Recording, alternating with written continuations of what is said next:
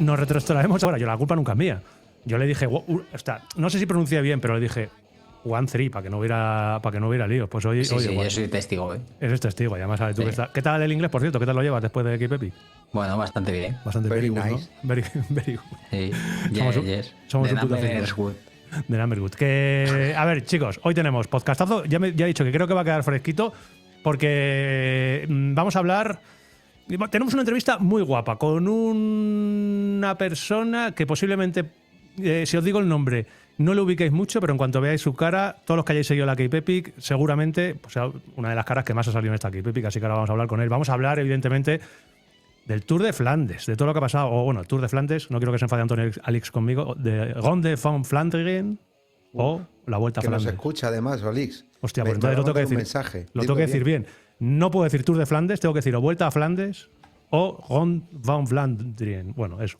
Y vamos a hablar de... Que me lo diga él, lo metemos en el programa de la Eso es que te diga cómo tengo que decirlo. Y luego vamos a hablar también de una cosa que me ha propuesto el tocayo, que nos habéis preguntado un montón, desde que nos habéis visto también en los vídeos de K-Pepic, que es el tema de cómo viajamos con las bicicletas cuando vamos en avión. Y no hay nadie, no en este podcast, no en este país, no en este continente, no en este planeta, que viaje más en bici que don Antonio Ortiz Barranco. Así que nos va a decir cómo viaja él en bicicleta, qué utiliza para llevarlas.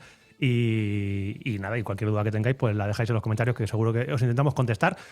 Y nada, hablando de K-Pepic, lo que os decía al principio, hoy tenemos una entrevista bastante guapa con una persona que, justamente lo que os he dicho, por nombre, algunos sí que le conocíamos, otros a lo mejor no suene, pero todos aquellos que hayáis seguido la K-Pepic este año, hay una cara que ha salido mucho. No es de ningún ciclista, bueno, monta en bici, pero no de los que ha corrido la K-Pepic.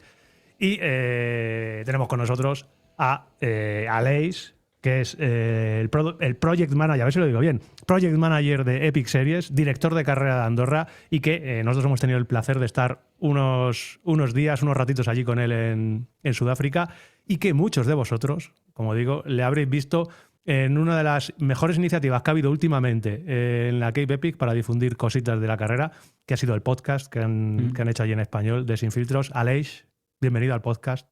Pasas de ser moderador a moderado.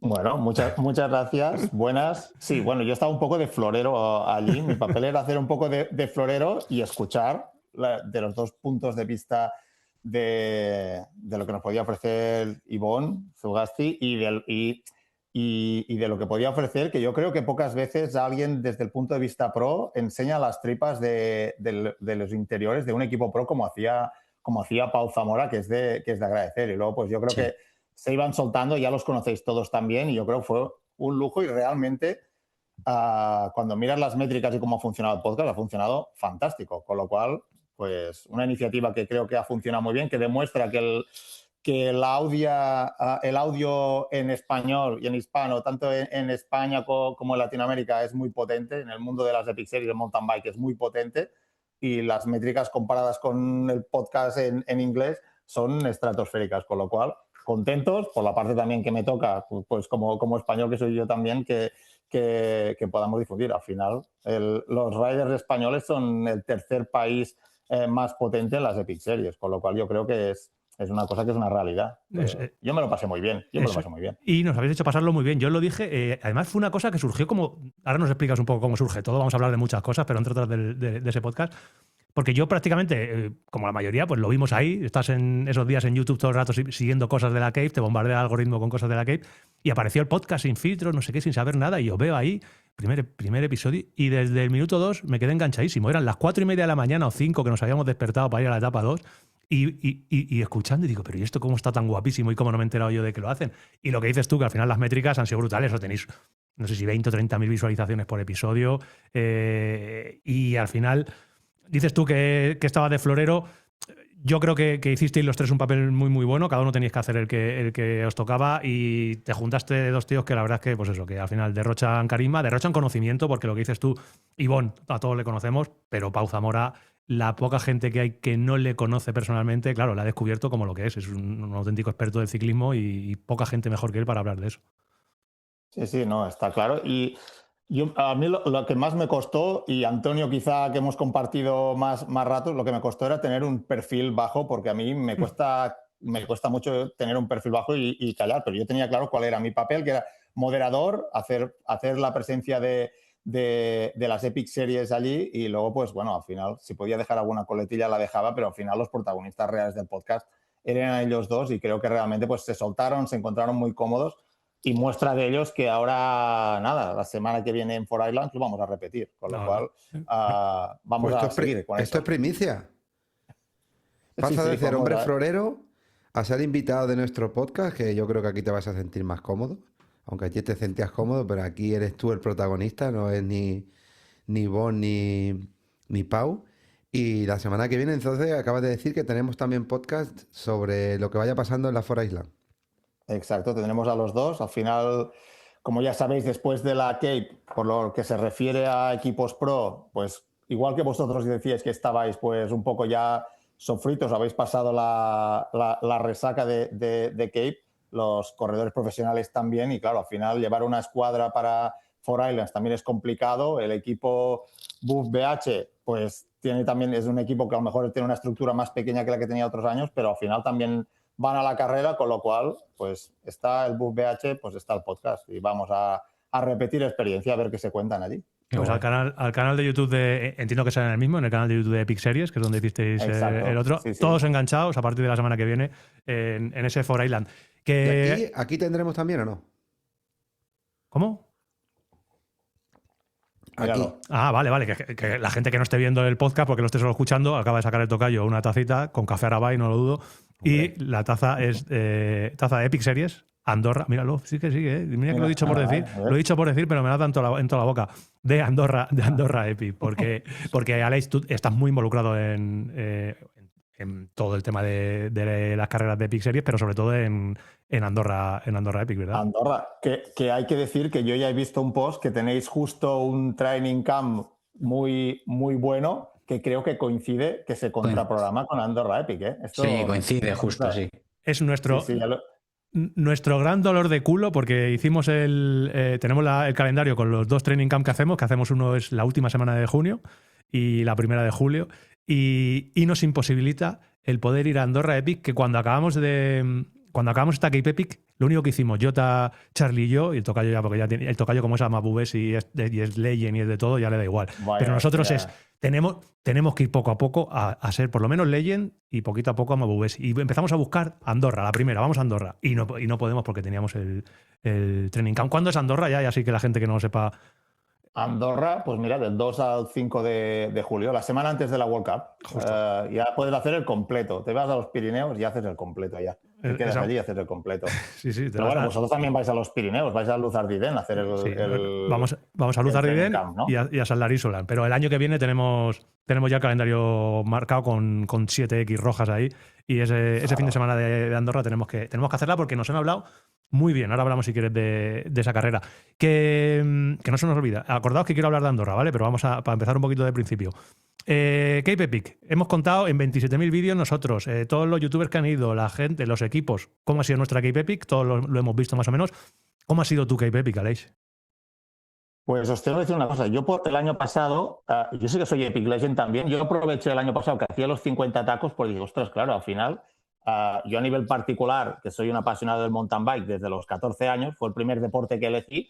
Claro, está muy bien trabajar en el sitio que te apasiona más, pero claro, al final también te gusta, ves los recorridos, los preparas, disfrutas de veros llegar cada día pues hechos polvo con esa emoción, disfrutas de ver esos nervios antes de la carrera, pero al final yo creo que si te gusta el mountain bike, la experiencia de la Cape Epic es la experiencia de la Cape Epic. Hay muchas carreras increíbles por todo el mundo, es verdad, y yo creo que somos una potencia a nivel... España es una potencia de apasionados del mountain bike, a nivel técnico yo creo que somos muy buenos y es una realidad, y lo habréis vosotros mismos palpado esto también, que somos un país que somos buenos en este deporte, pero claro, al final estar siempre en el otro lado de la valla, yo decía, hostia, el año que haga 50 me tenéis que dejar la wheelcar para poder acabar el trabajo de hacerla como mínimo una vez y poder hacer...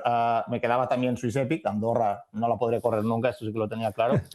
Y hostia, yo creo que es exhaustante. A mí lo que me costaba más, y no sé si vosotros vais a decir lo mismo, es levantarte cada día a las 4:30, para mí es un palizón. Yo respeto mucho a la gente que hace turno de noche, la gente que se levanta cada día, que se ponen con el farolillo en la bici y se van a entrenar a las 5 o las 6 de la mañana.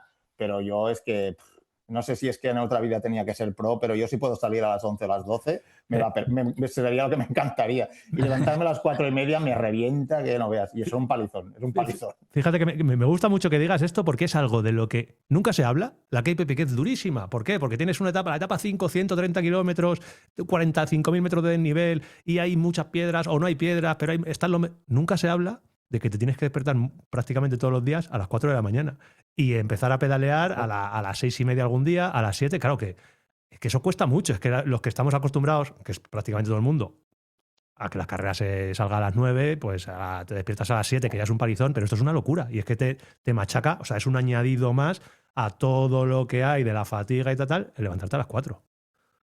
Bueno, y la otra, respóndeme si es verdad o no. Comerse la granola a partir del cuarto día, no hay cosa más tediosa que desayunar antes de la etapa en la Cape. Allí que ya no sabes ni el yogur con la granola que no te entra y te la comes porque toca. No sé si os pasa lo mismo, a lo mejor soy yo, pero con todo el respeto a los señores que producen granola, pero yo era de lo peor. Yo es lo peor que llevo, eso sí que era terrible, terrible. Eso tienes que venirte a nuestra casa, que Jota nos prepara todos los días el desayuno. Nos deja, Tocayo, ¿cómo nos dejaba Jorge en el frigorífico? Cada noche decía, este es el tuyo, pana. Este es el de Charlie y el de Antu. Nuestro es este. Cada uno preparado, cada uno a su gusto. El puto gregario que teníamos ahí que nos lo preparaba, así que nada. Y ojo, nos han dicho, no sé qué te habrá llegado a ti este año, que muy bien los desayunos, muy bien las cenas dentro del campamento. O sea, gente que ha ido por primera vez, muy sorprendido gratamente porque no sé qué se esperaban, pero realmente han dicho, hostia, es que aquí se desayuna mucho y lo que quieres. No, sí hay una cosa que es increíble de la Cape, aparte de puedes ir a unos campeonatos del mundo, puedes estar en unos campeonatos del mundo Ironman, unos Juegos Olímpicos o el Tour son eventos increíbles, pero al final tienes que pensar que en la Cape hay casi 1.600 riders, pero es que hay 1.400 tíos currando, tíos y tías, gente currando, con lo cual esta gente tienes que darle de comer y dar de comer a tanta gente y hacerlo tan bien es dificilísimo. Sí. Cualquiera de nosotros cuando tienes que dar de comer a 10 en casa no es lo mismo que hacer para 4, imagínate para 15. Y la comida es espectacular. La comida yo creo que hay una cosa que es cierta. Hace 3 años más o menos se cambió también no digo que antes no fuera fantástico, pero hace 3 años se hizo una apuesta también muy grande para el tema siempre ha habido los rollos de que si el agua, que si la comida, todas estas cosas. Y si os habréis fijado lo que son los servicios, aparte de la carrera, lo que es la comida, los baños, todo. Vosotros porque estabais en casa, pero tú vas al baño y hay una persona que cuando sales te limpia el baño. Y la comida es espectacular. Hay muchos hoteles de 4 estrellas que no tienen un catering como el que puedes comer en la Cape. Y estás en mitad de la nada, porque Montagu o Greyton están en la mitad de la nada, no, más lejos de la mitad de la nada. Con lo cual es algo increíble. Eso es algo brutal que evidentemente supone un esfuerzo, pero es que al final, si eso no se puede ofrecer en la Cape, que creo que es la que tiene que dar siempre, marcar los estándares por arriba, es que es donde tiene que pasar estas cosas. Al final es así. Para mí es el campeonato del mundo del mountain bike maratón real, de las carreras por etapas. O sea, tiene que ser lo máximo y ahí no hay que escatimar, porque aparte te pones al límite en todo. Física quizá es donde te pones menos al límite, pero a nivel de material, a nivel mental y todo, te pone al límite, con lo cual eso es básico, poder generar eso, pero es dificilísimo. Yo me sorprendo siempre porque muchas veces nosotros, el staff, sí que no dormimos nosotros en tiendas, dormimos normalmente pues en cottage o en casas que están muy cerca, si puede ser y todo, pero la cena normalmente por la entrega de premios y todo que se hace por la tarde, cenamos allí, porque claro, ahí se cena a las 6, pero que a las 6:30 ya es de noche allí, también lo vamos a decir la verdad. Y cenas allí y es que es increíble. Dices, hostia, no sé cómo lo pueden hacer tan bien para tanta gente y tan bien. Es una realidad eso. Sí, pues ya te digo que no lo han comentado varios de los que han estado este año en el campus, tanto desayunos como cenas. Has tocado un temilla. Mira, hay 3 polémicas de la Cape Epic, si quieres vamos a entrar ya de huello con ellas, a ver qué nos cuentas, que se habla mucho, siempre que se habla de la Cape Epic, más allá de todo el tema deportivo, todo el tema de resistencia, etcétera. Uno es, lo acabas de tocar, el tema de los virus, problemas gastrointestinales, etcétera. Otro es el tema de el precio de la Cape Epic, ¿vale? Lo cara o no cara que es. Y otro ha sido este año nuevo el tema de las chicas, ¿vale? Ya sabes a lo que nos referimos, toda esa historia. Sí, aquí podemos hacer 3 podcasts seguidos. Sí. Directo. Nosotros hablamos un poquito hace un par de semanas del tema. Si quieres que empecemos por, ya que lo has tocado tú, el tema de los virus, yo te cuento un poco lo que hemos vivido nosotros en nuestras dos participaciones y me dices tú qué crees que ha pasado. 2023. Adelante. El 2023 estuvimos nosotros, de los 6, creo que fuimos 3 parejas, y de los 6, 5 nos pusimos malos, 3 bastante malos. El hospital parecía aquello, el hospital de carrera que hay, que es súper completo. Por cierto, es otra de las cosas que hay que reconocer, que es increíble. Tienes todos los servicios, te sientes muy, muy seguro todo el rato. Pero parecía aquello un hospital de guerra, de campaña. Había la gente con los sueros, había cola.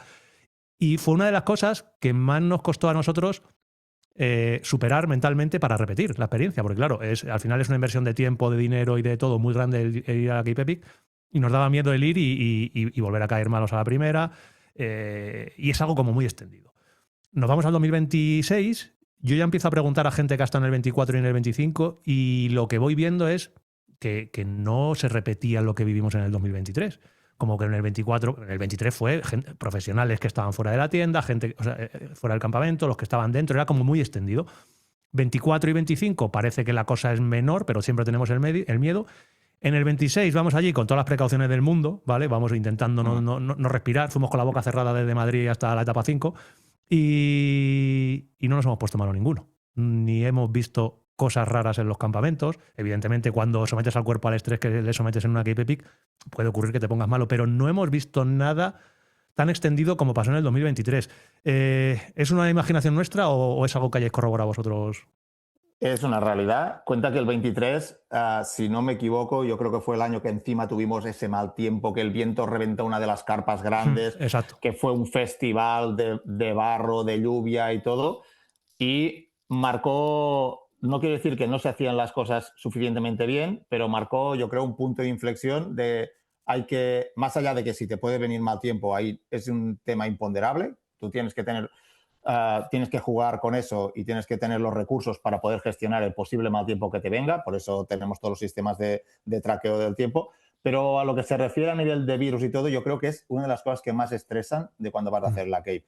Es pásate el mes y medio antes, toma probióticos, viaja en avión con la mascarilla. Aquí hay una serie de cosas que tenemos que contar, que es que evidentemente cuando tú vas a emprender, a afrontar tu primera Cape, no es como voy este fin de semana a hacer una rodada por la sierra, es un proyecto que normalmente es un proyecto que puede hacer gente una vez en la vida o gente que hace una vez al año o cada X tiempo, y con lo cual cuando tú llega el día H o día D, al final es el final de un camino que te ha supuesto mucho esfuerzo físico, económico, de conciliación con tu familia y todo, con lo cual dices, hostia, yo me ha costado un montonazo llegar aquí y no quiero ahora que me pase nada. Eso te hace ir entre algodones.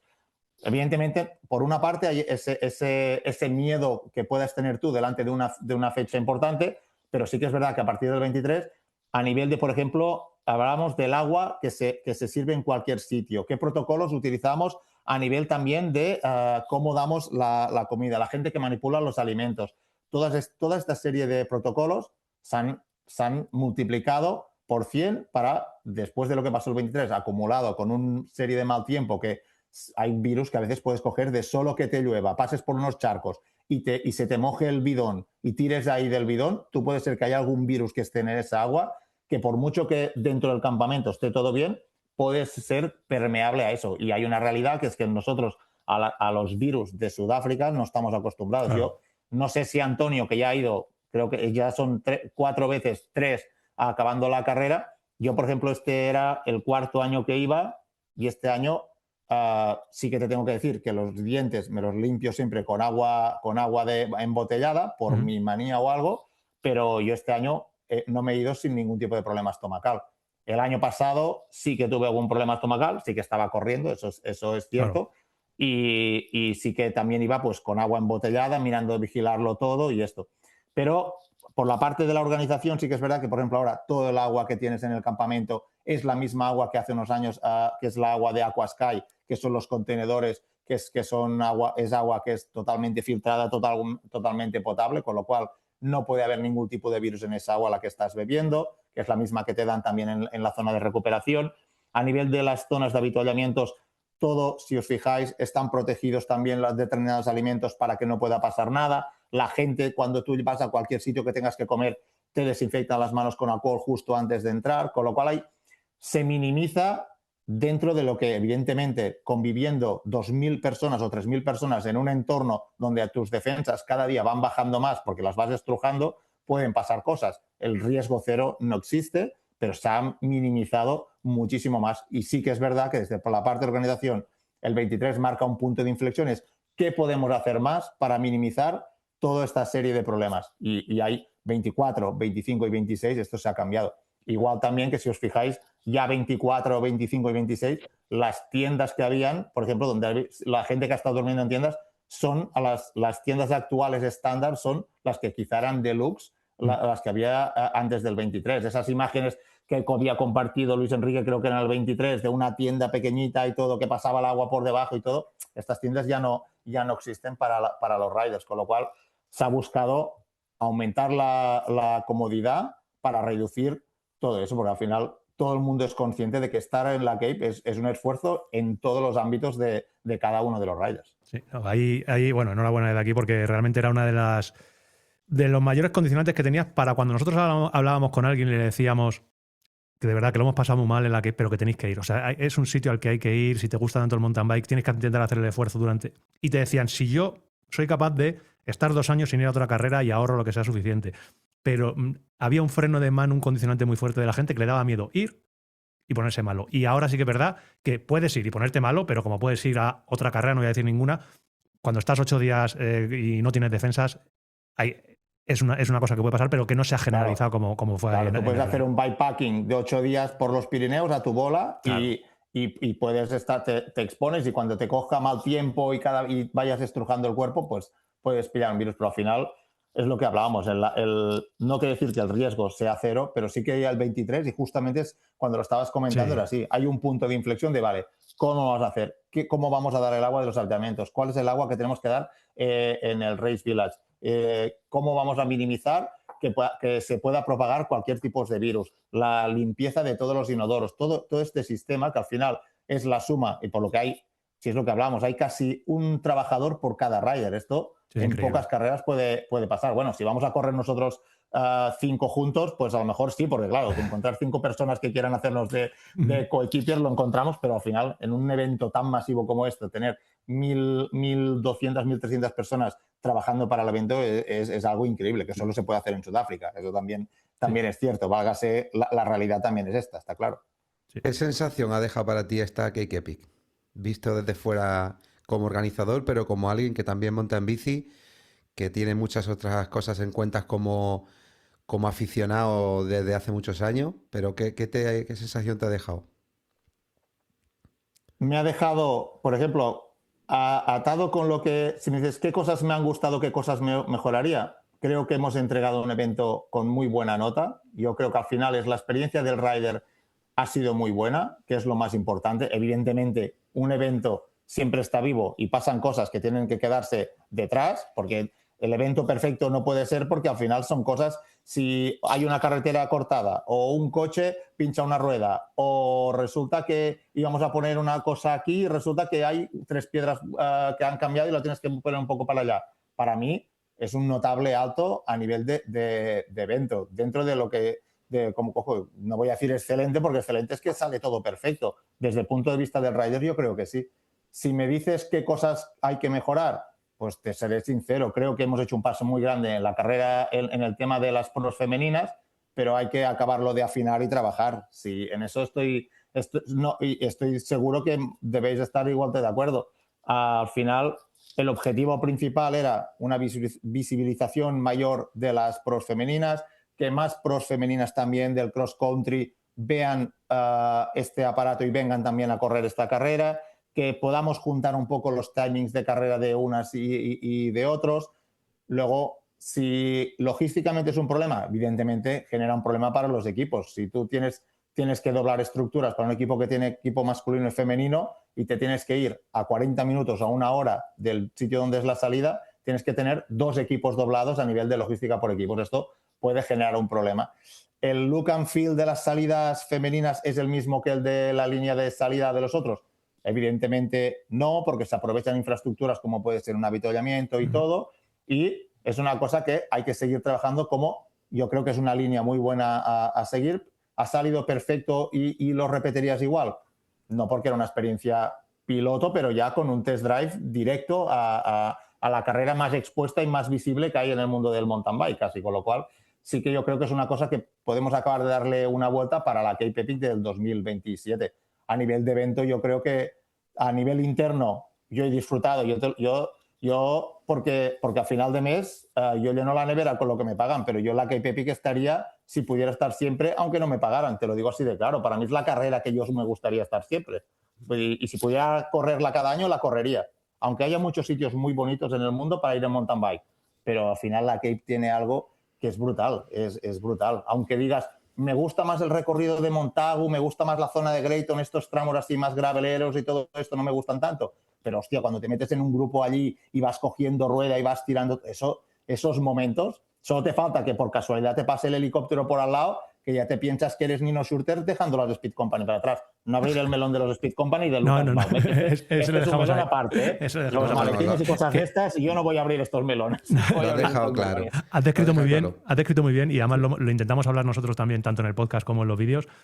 El tema de la Cape Epic. Creo que hay una palabra muy moderna, muy de bro, que resume muy bien eso que has dicho y es el aura de la Cape Epic. La Cape Epic tiene aura.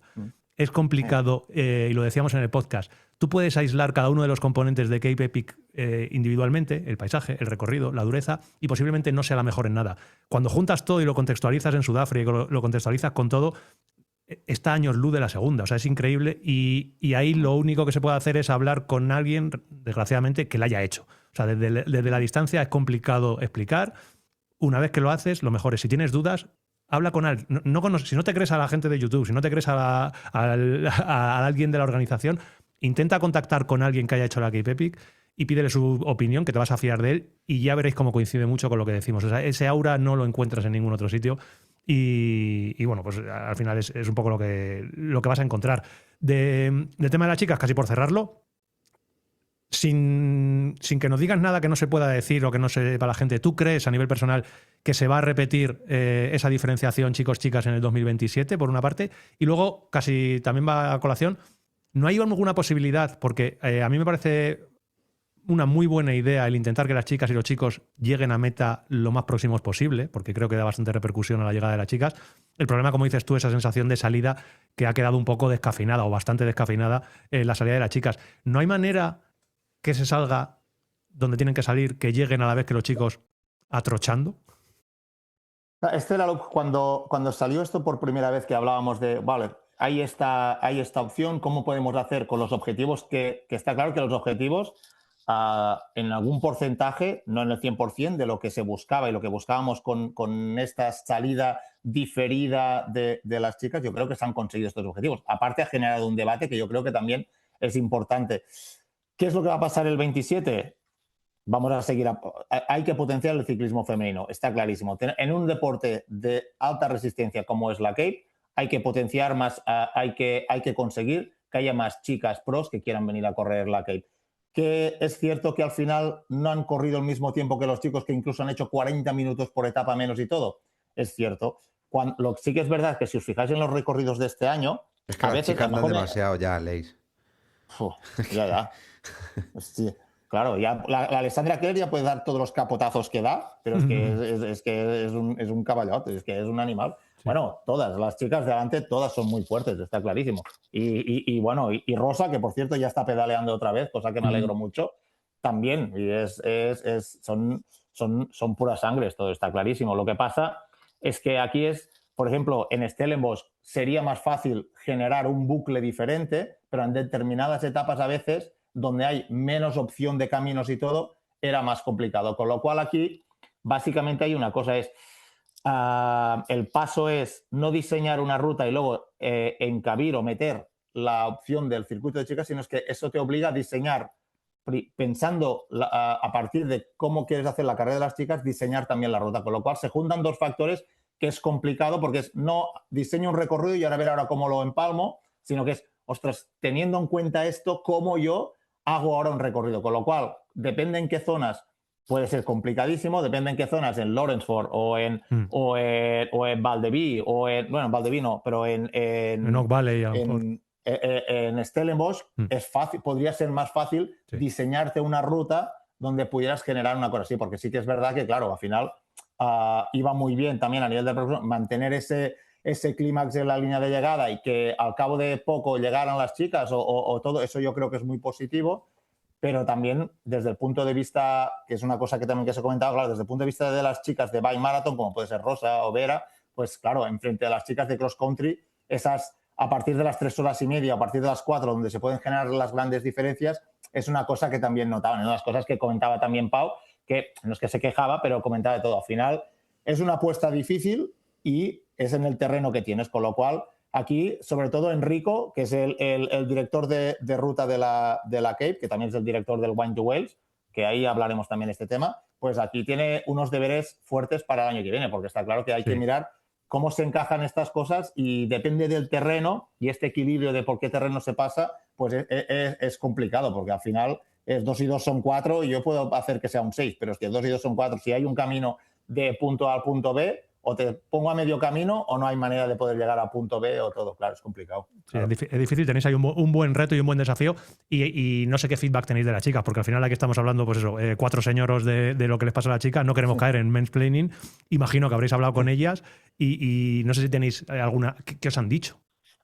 No, aquí al final también hay una cosa, que es que al final Candice, que tenemos un departamento de pros, que es Candice, que había sido la manager del equipo Specialized durante muchos años, es la que toda esta apuesta se hace a raíz de ir hablando con los equipos pros que tienen chicas de qué pensáis con esto. Es decir, no se ha hecho unilateralmente, sino que se ha hecho con un debate interno, con lo cual este debate va a continuar a lo largo de la temporada. Ahora tenemos los 4 eventos que en este sentido las chicas y chicos salen del mismo sitio y hacen los mismos recorridos, las 4 próximas Epic Series, pero aquí ahora tenemos 340 y pico días donde hay que trabajar, bueno, menos incluso porque el road launch se hace normalmente en otoño para poder generar cómo mejoramos esa experiencia con el objetivo todos de que se visibilice más y que haya la máxima repercusión posible del sector femenino.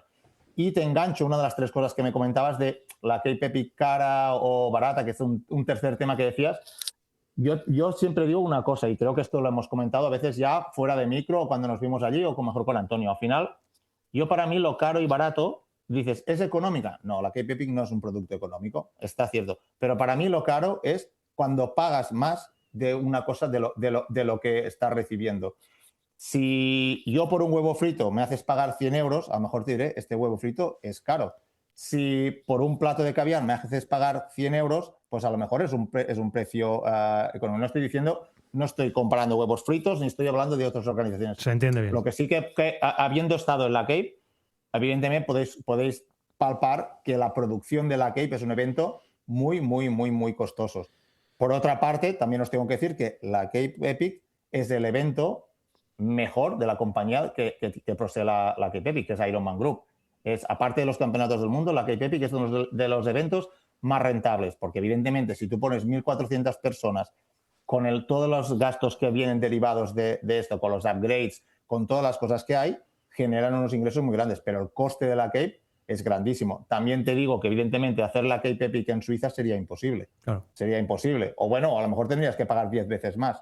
Está claro. Si tú piensas 8 días a pensión completa, si a pensión completa con alojamiento y todo, dices, bueno, esta cosa que muchas veces el rider español o italiano hace la división de, a ver, son 50 kilómetros, pago 100 euros, ¿a cuánto pago el kilómetro? Que esto también pasa en las carreras de atletismo a veces. Ostras, pago 15 euros, a ver, la camiseta, el gel que me dan, todo, ¿cuánto me sale a cuenta? Pero claro, al final es muchas cosas que a veces no se ven y eso sí que, por ejemplo... Pero tú no piensas que la Cape es diferente a otras carreras y tiene ese aura del que hablamos diferente, también porque es un país de mucho contraste en todo. Bueno, yo creo que la magia de la Cape, como bien decía Antonio, es que, claro, es en Sudáfrica, esos paisajes, eso es lo que supone como país, es increíble, es precioso, ya lo habéis visto. Lo que quiero decir con esto, claro, para que se entienda, es que tú navegar en un cayuco por un río, puedes navegar en muchos ríos del mundo, pero a lo mejor llegar a un río en el Amazonas, donde te cuesta llegar y eso implica un coste muy elevado de estar ahí, pero es una experiencia única, es quizá también el motivo por el que esta prueba tiene ese precio. no porque solo tenga cosas que otras no tienen, sino porque va todo incluido, desde la No, claro. experiencia hasta lo que supone a nivel logístico todo lo que rodea. Hombre, y desde el punto también de que a la misma organización, muchos de estos caminos que se pasan, estas estructuras de madera, todo esto, se invierte dinero y se pagan para esta elaboración de caminos, para que estén así, con esos corners con toda la maderita, como había, creo que era en la penúltima etapa que pasasteis cuando estabais por la zona de Stellenbosch y todo. Todas estas estructuras forma parte también del legado que deja la Cape en el territorio. Hay, como bien sabéis, toda la red de senderos y todo son privados y luego se paga un forfait, pero la Cape paga también para el mantenimiento y creación de muchos de estos caminos. O cuando se hacían esos puentes que se pasan en algunas ediciones por encima de laguitos, todo eso también. Con lo cual, aquí hay una inversión en el territorio que al final lo que genera es que por eso van muchos países a hacer, hay muchos riders a hacer ahí la pretemporada de los pros, porque es que es un paraíso para el mountain bike, está clarísimo. Y luego también Antun, el último día, al hilo de lo que estamos hablando, dijo algo pues de mucho sentido común.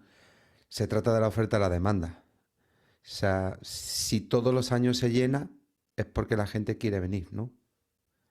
Mira, ahora con esto, y encima me ha pasado justo antes porque sabían que venía a veros hoy, me han pasado un rapport de todos los números de gente que este año había 640 riders que por primera vez corrían la Cape Epic, es decir, casi un 40 y pico por ciento. Pero es que si hablamos de Epic Series, a lo mejor han sido desde el 23 al 25, que es justo cuando vosotros tuvisteis la primera experiencia, en todas las 5 Epic Series ha habido más de 18.000 riders apuntados a través de las 5 carreras. ¿Qué es lo que genera la Cape? La Cape no solo es que te genere lo que es la experiencia en la Cape, lo que te genera la Cape también es todo lo que acompaña a la Cape y el camino este que también nosotros tenemos por el tema del Epic Legend y todo, que es lo que vives en la Cape, puedes vivir algo similar, ese trato, esa comunidad y todo, en otros destinos que no sea Sudáfrica. Sudáfrica para mí, para mountain bike, es increíble, increíble. Yo creo que la primera vez que vas allí y pasas por esos caminos, bueno, no hace falta que vayas. Tú cuando lo ves por la tele dices, yo quiero ir por estos caminos. Por eso vas allí. Que yo entiendo que los primeros días a lo mejor decían, este año me han engañado un poco, porque esto parece más a lo que tengo más cerca de casa. Pero al final era un legado también a la historia de la Cape, está claro, estos primeros días de etapa de este año. Y lo que se ve en la tele, que yo lo he dicho muchas veces, lo que se ve en YouTube no llega a ser ni una décima parte de lo que tú vives cuando estás allí. A nivel paisaje, de verdad, no se hace justicia nunca hasta que estás allí. Y en cuanto al precio, vuelvo a decir lo mismo. O sea, nosotros no tenemos ningún interés, bueno, Aleix sí, pero nosotros no tenemos ningún interés en que vayáis a la Cape Epic sí o sí, porque nos da igual. Lo que sí que nos gusta es que la gente disfrute del mountain bike, que un poco para eso estamos aquí. Y realmente en el vídeo que hicimos de cuánto cuesta la Cape Epic, hicimos un vídeo.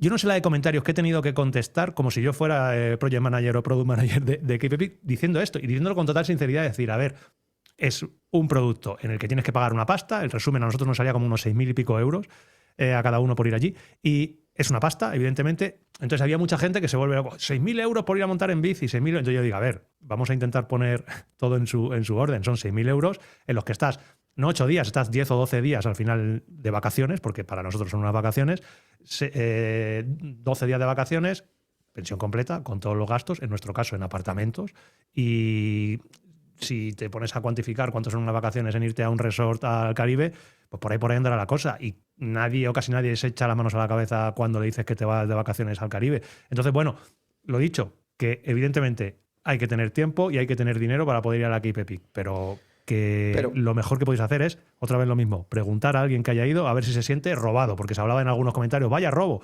Preguntad a alguien que haya estado allí a ver cómo se siente después de haber ido y a ver por qué casi todos tenemos la necesidad imperiosa de cuando estamos volviendo de decir, a ver cuándo voy otra vez.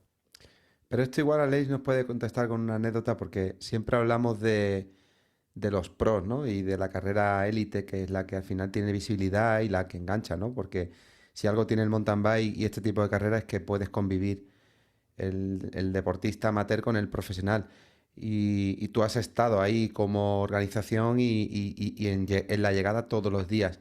Entonces, a mí me gustaría que contaras alguna anécdota que te ha marcado durante todos esos días de algunos, entre muchas que tendrás, ¿no? Pero que digas, por esto merece la pena la Cape. Porque has visto llegar a gente que te han dicho, o que se han dicho entre ellos, o que has escuchado, que por qué es diferente y por qué merece la pena lo que estamos hablando. Yo creo que la Cape, al final, yo no sé si os pasa a vosotros, yo te digo que hace un año que la pude correr y cuando salió la primera pareja en el prólogo, a mí me saltaban las lágrimas. Y mi compañero con el que la corrió me dice, hostia, tío, lo estoy viendo, estoy en casa, aquí en Barcelona, y dice, me están cayendo las lágrimas.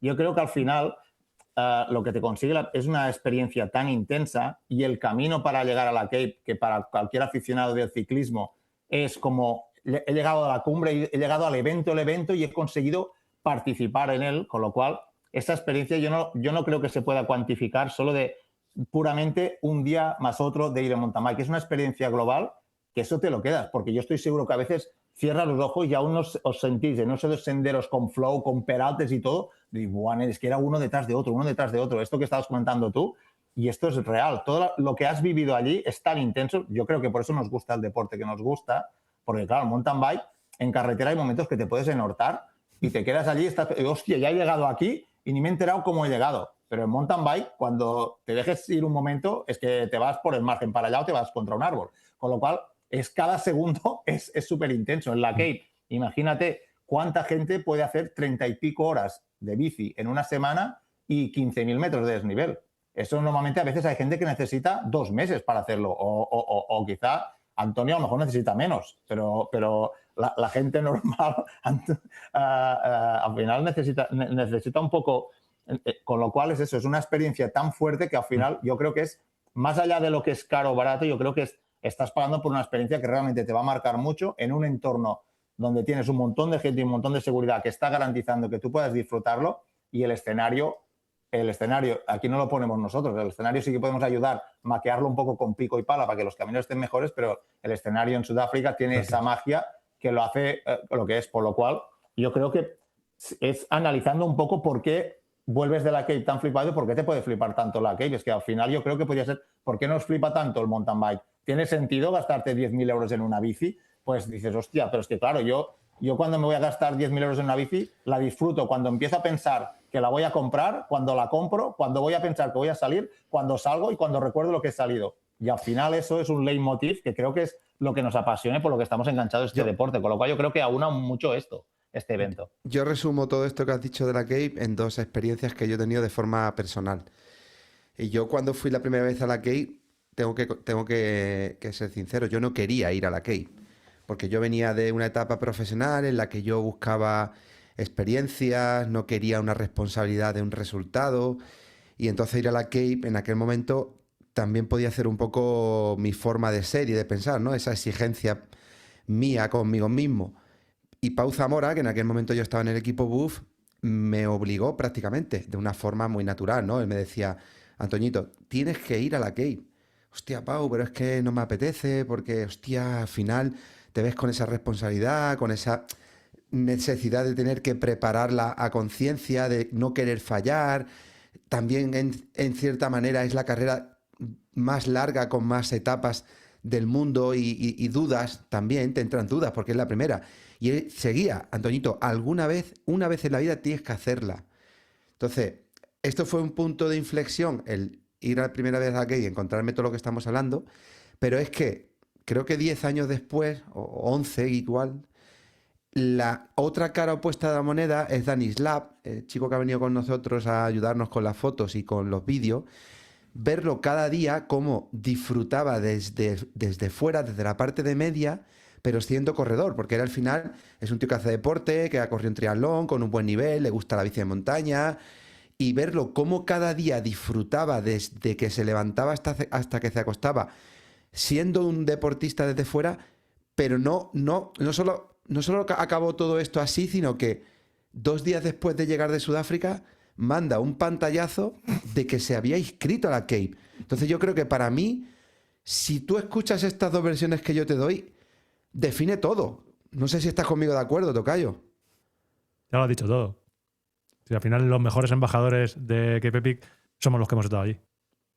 Sí, es verdad. Está claro, al final, yo creo que es eso. Cuando yo al final si disfruto de ser organizador de eventos y de las Epic Series es porque, primera, entiendo que es este deporte y lo que supone sufrir y prepararte desde un punto de vista amateur, y entiendo perfectamente lo que es cuando la gente cada día, sean los más rápidos o más lentos, porque el que va más rápido sufre porque esas 4 horas va a ir a fondo. El que tarda 6 horas, para él es un reto diario de conseguir llegar en tiempo, pero al final, cuando tú estás en línea de meta, puedes percibir esa cara y ese abrazo que tienes que darle a la gente cada vez. Literalmente no le das el abrazo, es darle la toalla fresca, darle el agua. Eso yo creo que no tiene precio, porque al final sabes perfectamente qué es lo que ha sufrido esa gente. Han tenido sus altos, sus bajos, pero decidme vosotros si no es cierto que no hay cosa más subidón. Yo a veces lo he comparado a veces, porque al final, sí es verdad, somos en un país futbolero. Cada vez que cruzas la línea de la Cape, es como cuando marcas un gol en un campo de fútbol. Dices, hostia, y encima lo haces con tu compañero. Ese subidón que te puede dar un poco, yo no sé si esta comparación, pero esta satisfacción que tienes es un poco de, hostia, tío, lo hemos conseguido. Que luego al cabo de 20 minutos ya empiezas a decir, vale, ya empieza la cuenta atrás para el día siguiente, pero ese momento de igual, tío, lo hemos conseguido hoy. Hemos pasado esto y esto y esto. Y poder formar parte de esto y ayudar a la gente a esto, no hay nada más bonito que hacer disfrutar a la gente de lo que a ti te gusta. Con lo cual, yo creo que eso es la mejor experiencia que puedes dar y lo que puede contaminar a la gente. ¿Te tiene que gustar mountain bike? Evidentemente, claro. La gente ve carrera, ve dorsales, ve clasificaciones, ve retos, ve logística, pero tú como organizador y como aficionado, ¿qué tiene que tener una carrera para que tú mismo te digas a ti mismo, esto sí? Esto sí, como para que me guste a mí, Sí, que diga, esto es lo que yo quiero. Esto es lo que yo quiero como aficionado y como organizador de eventos con ya un bagaje. Esto sí es lo que yo quiero que la gente viva. ¿Qué tiene que tener? Porque carreras hay muchas. Sí, claro. La primera cosa es, podemos hablar generalmente de lo que sería un evento. La primera cosa es que tiene que ser un evento donde puedas practicar el deporte para el cual vas a hacer el evento. Y eso implica, pues, que sean unos circuitos seguros, unos circuitos señalizados, unos recorridos hechos con sentido común. Eso es lo primero, que parece que sea muy fácil, pero hacer un recorrido seguro, hacer un recorrido con sentido común y que tenga sentido, muchas veces eso es muy difícil. Todos los que lleváis años corriendo sabéis de sobras que había un momento que cuando ibas a cualquier carrera de cualquier pueblo, el organizador disfrutaba poniéndote en la trialera más cabrona del mundo, que dices, aquí no va a bajar nadie. Dices, pero ¿qué sentido tiene que me haga subir la subida que no sube nadie o la bajada que no baja nadie? Eso yo creo que ya... Bueno, ahí también te ataco, ¿eh? ¿Qué sentido tiene estar a 5 de meta y que te metan una emboscada en la Cape cada día? Esas cosas yo estoy de acuerdo, porque también a veces te hacen hacer unas vueltas que digo, está bien ir por el huerto del señor Thomas Wilberwoken. No, pero muchas veces son senderos muy guapos, pero siempre tienen que poner la miadita. Se hacen largos los últimos 5 kilómetros. Yo me preguntaba siempre quién era el encargado de hacer los recorridos, porque, o sea... Enrico, ya te lo enseñaré. Porque a diferencia de otras muchas carreras y recorridos, es como que ya llevas 4 o 5 horas de pedaleo, en este caso, y tienes el campamento ya y la llegada que la tienes ahí. Y estás escuchando el speaker. Esa pista llegaría, ¿sabes? Y tú estás viendo un sendero a un lado, otro a otro, y dices... Es que ya sabes que te van a meter por uno de esos lados. En otra ocasión, en tu ruta del día a día, en otras carreras, en otros recorridos, estarías deseando entrar en ese sendero porque ha sido descafeinado el día, por decirlo así, has echado en falta ese toque, ¿no? Ese picor. Pero en la que Pepi, como dice Antonio, o sea, creo si que te has comido el desayuno, la comida, la cena, el postre y la recena, y dices, no, un poquito más. Y ves ahí, y ves el camino que dices, en 1 kilómetro estoy en meta y me hacen empezar a hacer aquí todas las zetas estas para subir otra vez para allá arriba y volver a bajar para allí. Y digo, hostia, Enrico, yo te digo, cuando lo sufrí, por ejemplo, en mis propias carnes el año pasado, decía, hostia, Enrico, tío, ya está bien, que está claro que si llega el grupo de cabeza y tienes que ponerle un poco de chispa para que se rompa y todo, ahí, claro, está bien, pero cuando tú ves el kilómetro, cuando ves 10 kilómetros dices, bueno, ya estoy. Ves los 5 y la gente, y sí que es verdad también que cuando ves los 5 y los 10, hay la gente esa que has ido tirando y de pronto les cogen ahí las prisas como el caballo que huele la cuadra y empiezan a decir, yo, pero si ya estamos llegando, no hace falta que os pongáis a apretar ahora como locos, que mañana hay más. Pero sí, siempre hay estas sorpresitas, pero bueno, esto ya es la manera de cocinar de Enrico, que si os venís para Wine to Wells, pues van a ser solo 3 días, pero es su manera de cocinar y aquí al final, pues mira, ya tiene la gracieta esta que hace él. Vamos, Pero Lo vamos importante. a hablar justo de eso, de las Epic Series, porque creo que hemos resumido entre todos bastante bien lo que es la Cape y la sensación que te deja y en general lo que vives allí. Pero explícanos aquí a todos los que no tenemos ni idea qué es la serie Epic, de qué carrera está compuesta, realmente qué es lo que se busca en cada una de esas pruebas siendo en diferentes partes del mundo. pues mira, al final lo que se trata es de buscar destinos icónicos para hacer mountain bike. Eso está clarísimo. Al final hay 5, actualmente hay 5, ya os explicaré ahora que realmente estamos en un momento que vamos a dar el paso para hacer crecer las Epic Series. Y hay 5.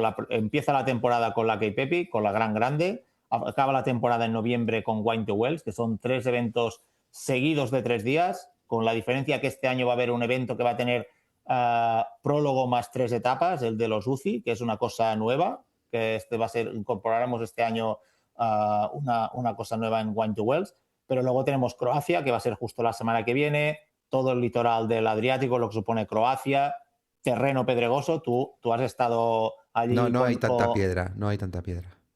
Bueno, hay piedras. Yo defino Croacia como el lugar, o la For Island, donde si se acaban todas las piedras del mundo, allí siempre quedarán.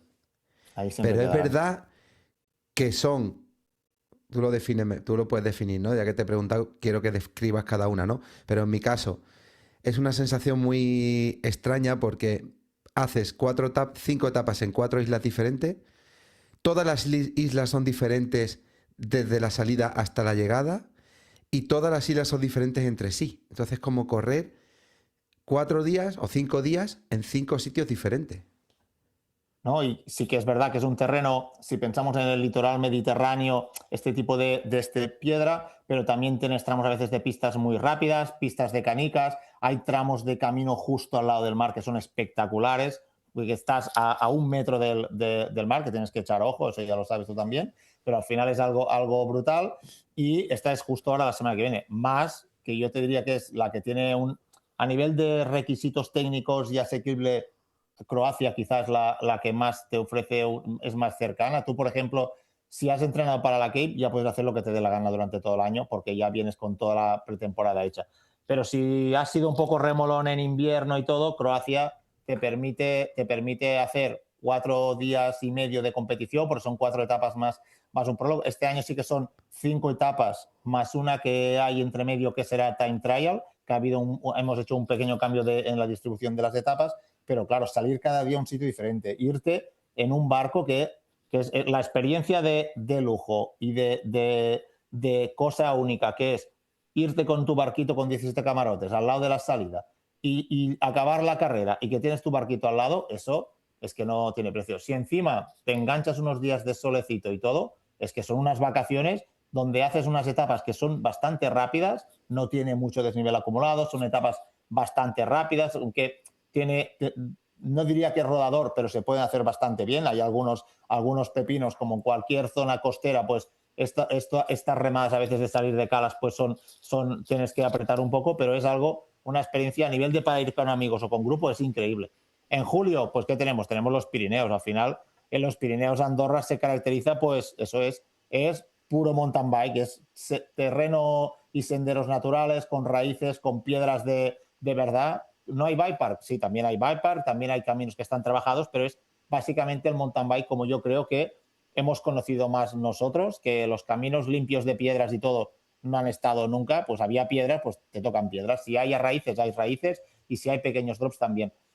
Eso es del 2 al 5 de julio y al cabo de un mes y medio ya tenemos Suiza, que para mí es yo no te diría la joya de la corona, pero para mí es incluso más dura que la Cape, Suiza, porque te juntas varias cosas. Estás en los Alpes, hay algo que es imbatible, los paisajes de Suiza son increíbles, pero al final las remadas que supone Suiza a nivel de desnivel, si dividís el número de kilómetros con el número de desnivel, en Suiza tienes que llegar muy fino porque a veces tienes 10, 12 kilómetros de subida, estás a más de 2.000 metros de altura, con lo cual te obliga a llegar muy bien físicamente. Para mí, no te diré más dura que la Cape porque al final son 5 días, pero si tú juntas estrellas y desnivel, pues sería más o menos, yo creo que incluso más. Yo la sufrí mucho más, Swiss Epic. Y luego ya sí que en noviembre hay la Winter Wells, que es, tú imagínate ir 3 días solo a la Cape e ir a disfrutar. Es como la Cape, pero sin sufrir y sin estresarte. Que ahí es donde ya hablamos con Antonio de tenemos que hacer un plan, tenemos que ir allí a disfrutar en noviembre, que allí se estará perfecto porque al final es ir a gozar la parte gozona de la Cape, pero sin estresarte de 8 días y todo, porque al final 3 días de competición o como si quieres empalmar 2 de las competiciones que hay y es toda la parte esta de comunidad y mucho más social, es brutal la que hay. Y si me decís qué es lo que viene de las Epic Series, pues evidentemente eso sí que ya hemos hecho prospecciones en Asia también, en China hace 3 años estuvimos, al final nos saldrá, pero donde tenemos claro, y eso ya estamos también con lo que explicamos del podcast al principio, Sudamérica es una zona que sabemos que hay mucha afición a mountain bike, donde hay muchas puertas abiertas y estamos trabajando en varias opciones para, yo no digo el 27 porque es bastante justo, aquí sería aventurarse mucho, a lo mejor sí, pero estamos trabajando en 2, 3 opciones que pueden ser bastante reales en todo lo que sería Sudamérica, porque al final hay mucha afición, el mercado de LATAM es muy grande también y al final son Epic Series, tenemos que tener carreras alrededor de todo el globo y esto es una de las cosas, en el momento que estamos ahora con estos datos que tenemos de participación, de toda la cantidad de riders, 18.000 riders en los últimos 3 años, pues tenemos que meternos ya, creemos que es el momento ya de poder abrir en Sudamérica. Buena noticia esa. ¿Cuándo crees que habrá noticias más firmes de ese sexto evento de Epic Series? ¿Tú crees que en el 26 escucharemos ya algo oficial, aunque no haya carrera en el 27, que nos digan, vale, el siguiente va a ser me lo invento, Colombia, Brasil, Argentina, lo que sea? ¿Tú crees que va a haber algo en el 26 que podamos confirmar? Yo espero que después de verano o así, como estamos trabajando, como se decía, estamos trabajando en ello de verdad, hay varias opciones. Yo espero que podamos, en el último tercio del año, poder ya explicarlo, aunque no se abrieran inscripciones. Querrá decir que las cosas están yendo por buen puerto, pero no es ningún secreto que el año pasado ya estuvimos por varios países de Sudamérica mirando varios eventos y la fórmula ya no es crear un evento de cero, sino buscar cosas que existan y darles el upgrade para que sean de Epic Series, con todo el estándar de calidad que tiene Epic Series, con toda la cantidad de riders internacional que puede tener Epic Series y poder hacer realmente un evento que esté a la altura de Epic Series en ese territorio, está claro. Te remitimos al podcast ya te invitamos, ¿vale? Cuando podáis decirlo, vienes y nos lo cuentas aquí. Nos dices el siguiente. Exacto, sí. Ya podéis contar con ello. Yotis, tengo una pregunta para ti. ¿Dónde nos hacemos leyendas? Que yo, mi calendario lo maneja por una parte mi mujer y por otra parte tú. Entonces, a veces me acumula mucho la faena. Yo ya sabes que estoy enamorado. En el 27, yo el 27 no lo paso sin ser leyenda. Eso es lo único que te digo. Andorra está claro que lo tenemos ahí como que queremos ir, pero yo donde tengo que ir, y a mí Antonio me lo puso fácil el otro día, tengo que ir a For Island. Quiero ir a For Island. Vale, o sea que en el 27, Andorra fijo. A mí es que Suiza me gusta mucho. Ya, a ver si vamos a tener que separarnos. Claro, bueno, es que al final, Antonio no sé si ha hecho Swiss Epic o no. Yo de todas las Epic Series es la única que no he hecho. He hecho la Cape, Quante Wild, Andorra Epic y For Island y me queda Suiza. Suiza es brutal, pero es que, claro, For Islands tiene un buen rollo. Es que, claro, en For Islands te lo pasas muy bien. Muchas cosas. Claro. Pero es que son diferentes, porque mira, yo he hecho 3 veces Andorra y tampoco te cansas porque es cómoda. Al final está todo tan bien organizado y la comunidad está tan bien integrada cuando llegas a meta que en cierta manera respiras también muchas cosas replicadas de la Cape y cuando has estado pues lo sientes. Si no has estado a lo mejor pues no lo notas igual, pero a menor escala notas muchas cosas de la Cape. Y For Island para mí es una experiencia global. No hay nada que rodee una carrera como lo hace For Island. Al final tienes que llegar a Sagres, de llegar a la primera isla, cruzas un puente, estás en el Adriático, esos senderos técnicos, peleones de piedra con vistas al mar. Luego, como he dicho, cada etapa diferente y luego la convivencia que hace realmente la 4Island, un evento diferente al resto, es la convivencia en el barco. Como dice Aleix, tú te metes en tu camarote, tienes tu habitación desde el primer día y las salidas, cuando tú te despiertas en el camarote, te asomas a la proa y estás viendo cómo el barco se acerca y estás viendo cada vez más cerca los arcos de salidas de la carrera. Y sales andando, coges tu bici del ferry donde está todo lo de la organización y te vas a la salida. Pero es que cuando llegas pasa lo mismo. Cruzas la línea de meta, está toda la zona de comida, de estar, de compartir y de vivir, pero luego te vas a tu barco y por la tarde después, como las etapas no son tan largas, tienes la posibilidad de decir, pues vamos a dar una vuelta aquí en el pueblo, que todos los pueblos de todas las islas tienen mucho encanto, a tomar un café o a dar un paseo simplemente. Entonces, cuando la gente me pregunta cuál hago, si quieres una experiencia 360, creo que 4Island es la que te lo da. Y si te quieres llevar a tu mujer, aunque no monte en bici, para comprar bonobicis, creo que te tienes que llevar a tu mujer a 4Island, que es donde creo que todos podéis disfrutar. Sí. Sí. No, así, bueno, claro, si te la llevas a Suiza, los bonobicis te van a salir un poquito más caros, eso es verdad. Sí, y los cafés. No vas a hacer ni caso. Bueno, ¿Qué tienen que hacer? ¿Qué tienen que hacer ellos bonobicis. para hacer? Tanto Antun como Jota, los dos tienen Epic solo, Legend, pues, sí, ya solo tienen claro. 2 KKP cada uno. Bueno, Que, dos que digo con lo solo, cual, que digo solo con la letra, con la boca pequeña, ojo, claro, es que aquí hay la primera cosa que es a la próxima ya será Nama Bubesi, que eso es algo ya brutal, Pero aquí tienen que hacer, hombre, si hacen 4Islands y Andorra el año que viene, en Andorra son Epic Legend. Tienen que hacer dos de las 3 europeas, con lo cual es la Cape más 2 de las europeas es Epic Legend. Pues empezamos a rellenar el calendario. Claro, para el año que viene ya está hecho. Claro. Que Aleix, que no te robamos más tiempo, ¿vale? Muchas gracias por todo. Te digo, te emplazamos directamente a que nos cuentes aquí cuando quieras venir dónde va a ser esa próxima Epic y te seguimos en 4Island. Vamos a ser uno de los tantos mil que estemos ahí viendo ese podcast.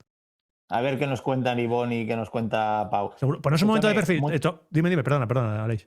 ¿Ponemos de perfil para lo de la tocha o qué? Eso es, no, porque quiero que. No, tú no te tienes que poner de perfil. Me refiero Jota, el tocayo y yo. Poneros un momento de perfil porque Aleix tiene que elegir, en caso de que algún día quieran invitarnos al podcast alguno, a ver quién de los tres es el que da más el perfil. Y creo que soy yo.